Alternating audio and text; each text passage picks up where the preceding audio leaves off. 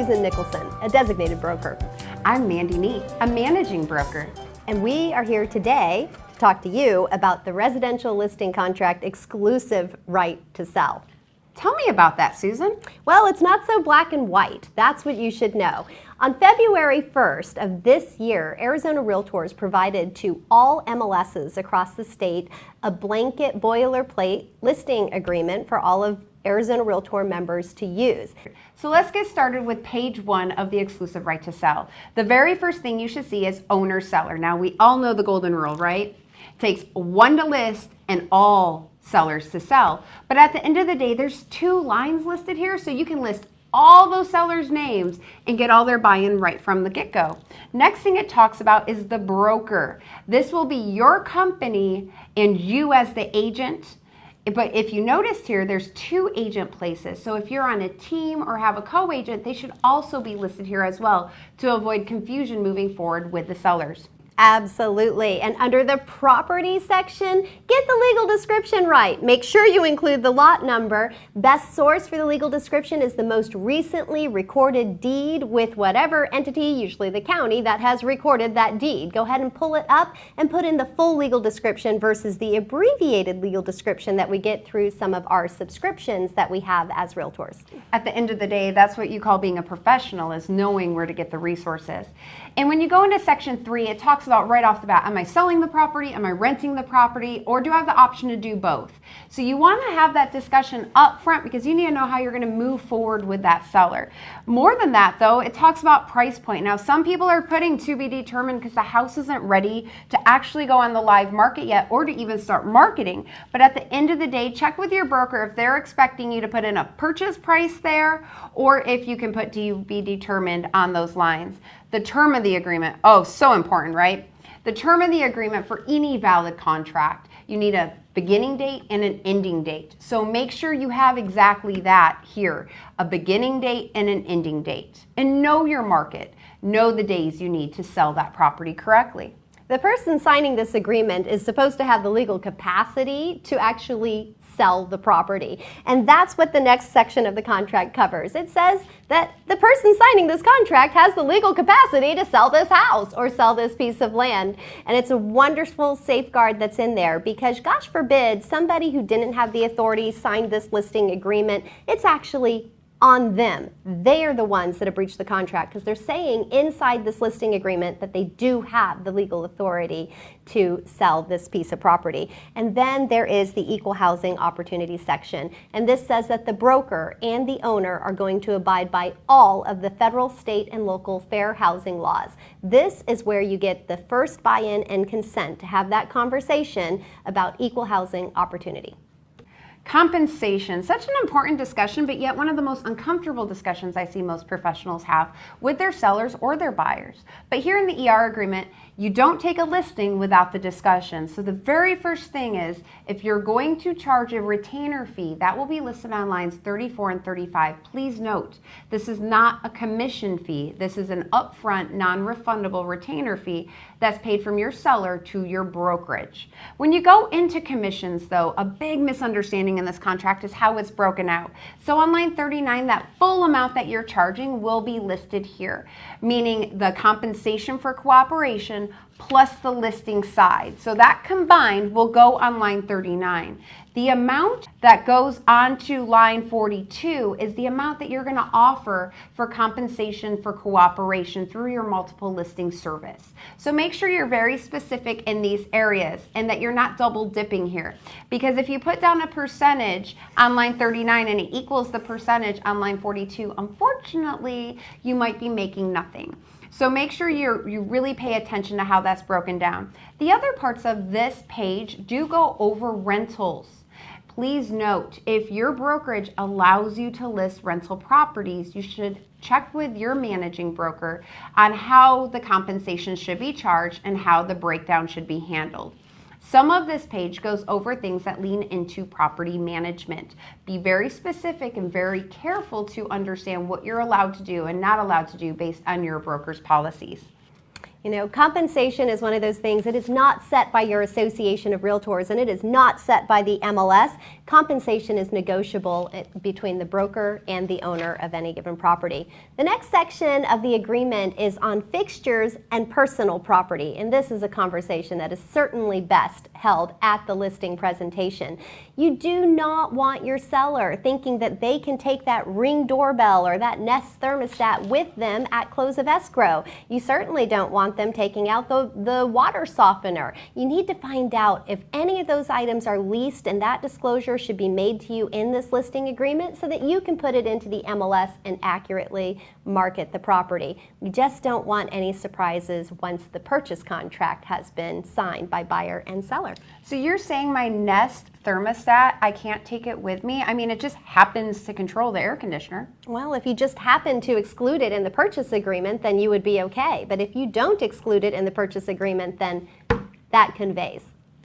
So important to know. So important to know. The other thing is the refrigerator, washer, and dryer. If that is going to convey, then you're going to want to be sure to get the description of those items that are going to convey. The seller may say, yeah, they can have the refrigerator, and he's talking about the one in the garage that's avocado green from when we were kids. So pretty. Brass Armadillo sells it for a lot of money these days, so it might be a bonus.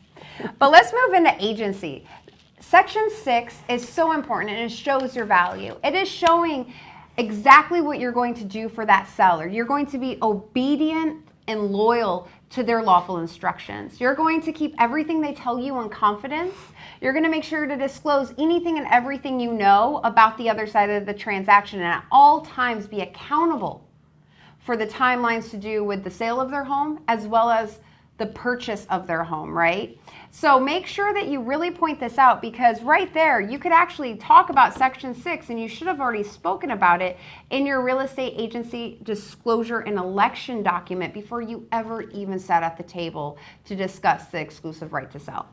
Then we go into broker authority. Mandy, have you ever had that client that thought, you've listed my house, so now you're gonna like fold my laundry and clean my pool? And mow the lawn? I didn't even know we could have lawns here. I don't know, but I do know there are a lot of realtors out there with a lot of stuff they carry around in their car to do these little extra things.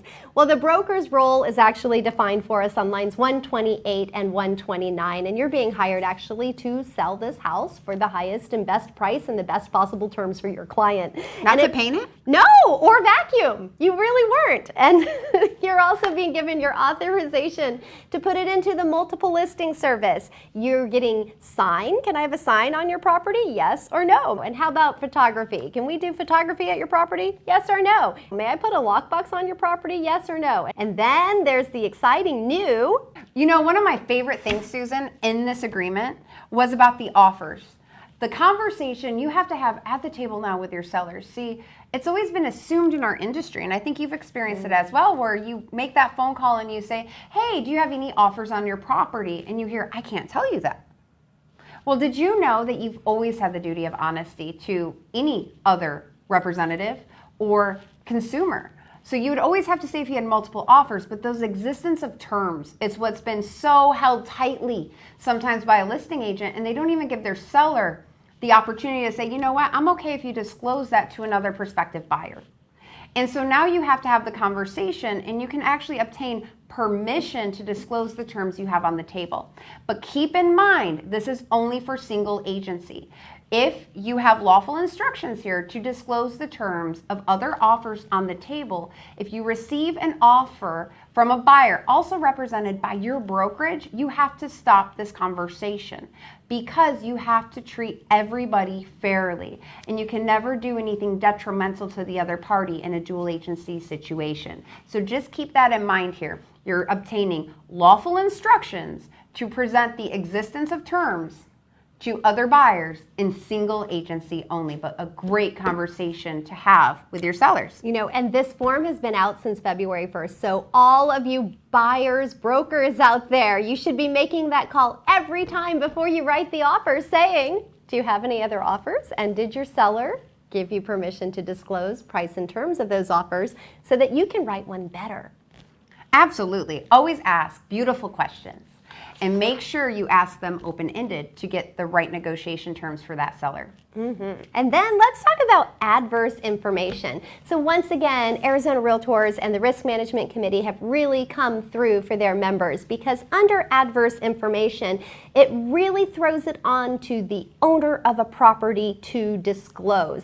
And then it gives a list of all the ancillary additional forms that could be incorporated into this transaction that are also provided through your membership with Arizona Realtors. It could look like the affidavit of disclosure, it could be the domestic well water, it could be the insurance claims history, whatever it is that needs to be incorporated in here. This is where you set your seller's expectations of what they need to go and gather from you, and this is where you are protected that they are not going to give you adverse information. Absolutely. And doesn't that just sit to reasonable skill and care as one of our fiduciary duties to a client, is that we have access to these documents to protect our sellers. And that's what the Code of Ethics says, is that you have to be able to practice within the scope. And this is part of the scope, is understanding what forms to give your client so they can provide proper disclosures. Yeah, so in the next page, in section 10, we have a much shorter blank line area. And let's say you have so many written instructions from your seller that you need more lines. Well, we also have an awesome listing contract addendum that just came out, and you can incorporate this with your listing agreement, or if anything ever shifts between you, the broker, and the seller, this is that living document that can change the terms of your listing agreement. So make sure you understand the listing contract addendum is signed by the seller as well as the seller's broker. And then the most important part is, don't forget to get it signed on the last page. So on the last page, the owner is going to sign, and then the broker is going to sign, and it is also important for the agent to sign. Absolutely. And line 276 points out what local association you're with, so you can show that you're a proud Realtor member. And that's why you have the standard of practice of the Arizona Realtor forms, or those provided to you from your local MLS. So it's great, Susan. I will see all of you out in the field, and I can't wait to check out your new listing. Thanks for joining us.